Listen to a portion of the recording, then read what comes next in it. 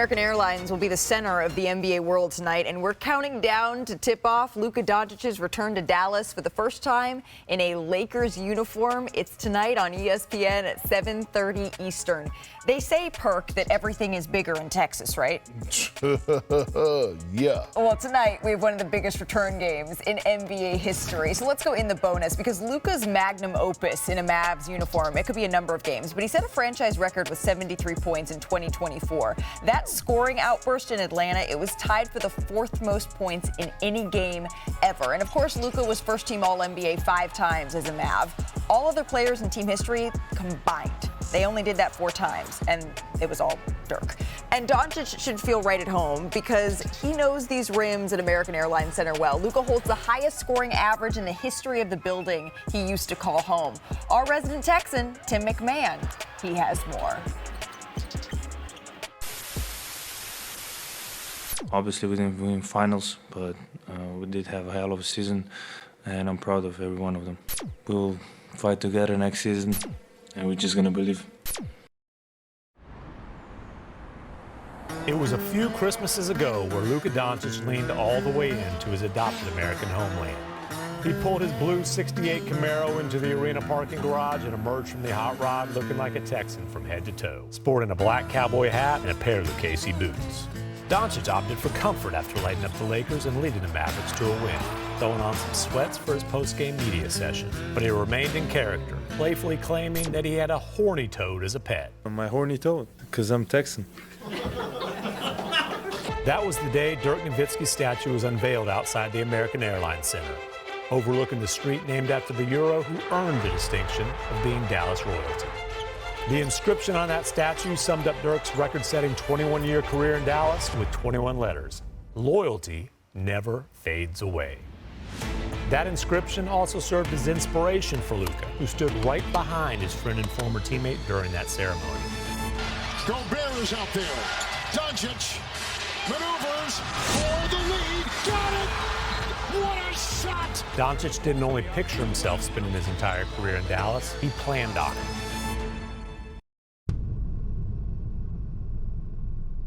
Breaking news, the Mavericks are trading Luka Doncic to the Lakers for Anthony Davis. This is the most stunning trade in NBA history. To the Los Angeles Lakers, of all teams. I'm sorry they're frustrated, but it's something that we believe in as an organization that's going to make us better. We believe that it sets us up to win not only now, but also in the future. And when we win, I believe the frustration will go away. Murphy's Law is stated as anything that can go wrong will go wrong. That sums up the last 2 months for the Mavs. Any hope of contending ended with Kyrie Irving's catastrophic knee injury. The fans' frustration is turning into apathy. And now Doncic returns to Dallas, wearing purple and gold. Darn sure not looking like a Texan. A painful sight for folks that felt he'd be theirs forever. Doncic! And immediately turns to the Mavericks bench. You know he wants to make a statement. Dallas was my home for 27 years. It really felt like home. A sellout crowd will welcome him home. This will be a celebration of Luka's spectacular 6.5 seasons in Dallas. The 4th highest scoring game in NBA history. Overshadowed by the deep sadness that it didn't last a whole lot longer. You laid it all out. The emotions, they're still raw here for Doncic. What kind of reception are you expecting tonight? Howdy, Malika. I would say 2 words here: awkward and emotional. Now, awkward will be the reception from the Mavericks organization that blindsided Luka with a trade that, let's be honest, kind of publicly dumped on him on the way out the door to try to justify the deal. But they're grateful now. They're thanking him for everything. This T-shirt here says in Slovenian, "Thanks for everything." I'm sure that'll soothe all the hard feelings that Luka might have about the way that he was stabbed in the back. Now, for the fans, it is going to be a surreal emotional experience. They really did think this guy took the torch from Dirk and was going to be theirs forever. They thought he was going to be another just generational superstar that they adopted from Europe and that they'd have for the rest of his career. So they will celebrate 6.5 spectacular seasons, and there will be tears shed that Luka didn't last in Dallas for a hell of a lot longer than that. Yeah, this is an emotionally charged game here, Dave. But the Lakers side of all of this, they're trying to turn the page from that loss to the Thunder last night. What are they saying about their approach to this game? Yeah, Malika, LeBron on December 2nd, 2010, returned to Cleveland for the first time as a member of the Miami Heat. He said it's not going to be like that. That was his decision. This was out of Luka's hands, and so the fan base, he expects, will have a warm ovation to welcome Doncic back. Austin Reeves said it'll probably be the loudest he's ever heard any arena when Luka Doncic's name is announced in the starting lineup for the Lakers.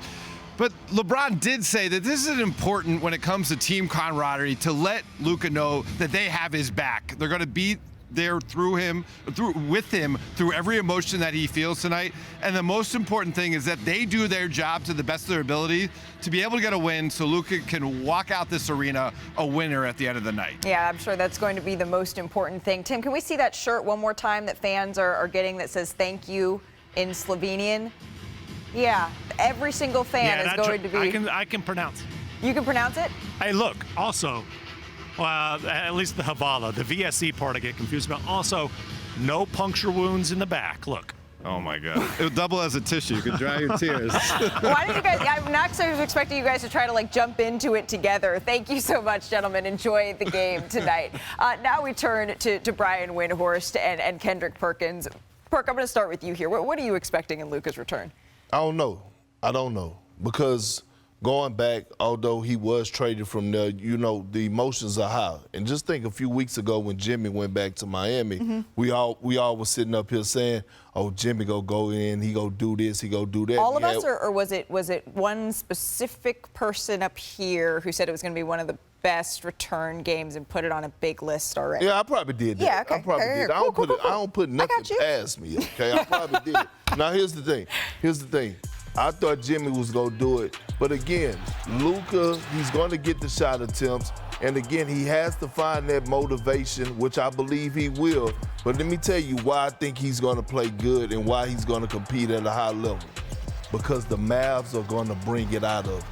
The Mavs are going to come ready to hoop. Anthony Davis, LeBron James talked about, them having Luka back. Anthony Davis' teammates are going to have his back tonight, along with his coaching staff. Yeah. It's going to be a brawl for it all. There might be some other Slovenian words said tonight that aren't as pleasant that you wouldn't print on a T-shirt.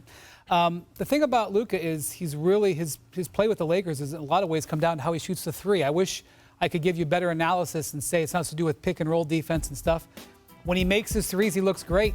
Look, he's had a bunch of games where he's just not shot. I think he's had 4 games where he went 1 of 7 and 2 where he went 1 of 9.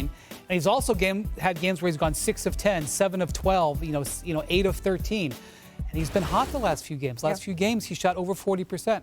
So if he gets out there and that step back is working, he could cook him for 45 points tonight. Right. If it's not working, the Lakers got to go away from it because while all this emotion will be fun, the Lakers need a win. Right. They need to get this win to get that home court established. And that's the ultimate get back, right, is being able to walk into this building and get a win. And there was a time in which we said, okay, the Mavericks, they were struggling to have enough bodies to put out on the floor with all the injuries that they had. That's not the case anymore. Anthony Davis is back, and he is going to want to show the Lakers what they were missing as well. I was in the building when the Mavericks came to Los Angeles for the first time, and I was actually standing talking to Nico Harrison when Luka Doncic came out onto the floor and warmed up. And Nico was watching the entire warm-up go down. And afterwards, right, Luka was asked about, did you see Nico out there? And Luka said, no, I didn't even see him. I wasn't looking that way. That's not what I was focused on.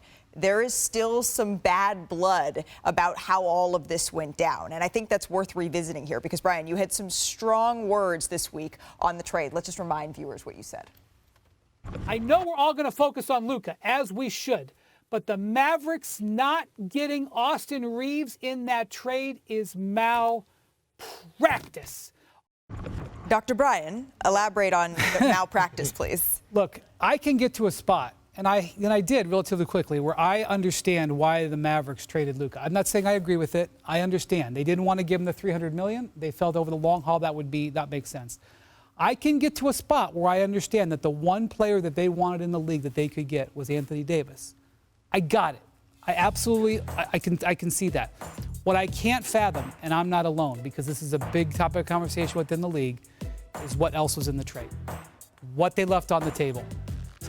Yes, another first round draft pick. Yes, a pick swap. But Austin Reeves, who is looking like an all-star since this trade. He has been brilliant playing alongside Luka. He would have been brilliant, in my opinion, playing alongside Kyrie. And here's the thing, he's got one of the best value contracts in the league. Right. Look, if he was making $40 million, which is, by the way, that's the level of player he's playing like right now, and the Mavericks said, we can't have $40 million Kyrie Irving and $40 million Anthony Davis and $40 million Austin Reeves, I'd be like, you're right. You can't in an apron world.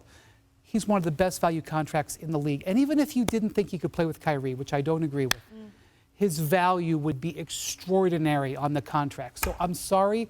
I know what has been put out there, which is that Jeannie Buss said, we're not trading Austin Reeves. Got it. You don't get Luka Doncic then.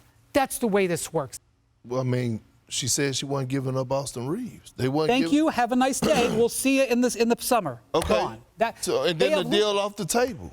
Yes. Okay. What? So how will this trade be remembered? We looked at, because clearly months later we're still talking about it as one of the most shocking moves in NBA history, and looking at the fine points of what else could be included to make you feel maybe better about it. How is it going to be looked at, especially through the lens tonight? I mean, so it comes down to this. The reason that Luka was traded is two reasons. One, they didn't want to give him $300+ million because they didn't believe that he was their guy to take them to go actually ultimately bring back a championship to Dallas, right? Physical conditioning. All that plays a part in a franchise player, Wendy. So, with that being said, this is how it's going to be remembered. Luka Doncic has to win the NBA championship. If he don't, then no one should say nothing about the Dallas Mavericks or Nico Harrison and what he's done. If Luka finished his career without an NBA championship, was it really a bad trade? That's fair, but we're a long way from being able to declare that. Are we a long way? How long is, let me ask you a question. This is why I asked this. Are we a long way? When it comes down to Luka habits, hold on, Wendy. Luka habits. He don't have the same body type as a LeBron James. We heard what Nico, we heard the soundbite. We just played it a few minutes ago. Nico Harrison sat there and said, when we start winning, people look at this differently. If that happens, that will happen. Winning cures all. Luka Doncic, he did say this in the Los Angeles Times today, though, when he was asked about people who criticize his work ethic or criticize his body type, and he said, they have no idea. I didn't end up here by mistake. I worked my off to be here, so I would say it's disrespectful and sad that people It is not disrespectful and sad. If you go back and you watch how Luka played when he was overseas, it's a lot different than how he played. Just out of fairness, that's Luka's perspective on all of this. You can.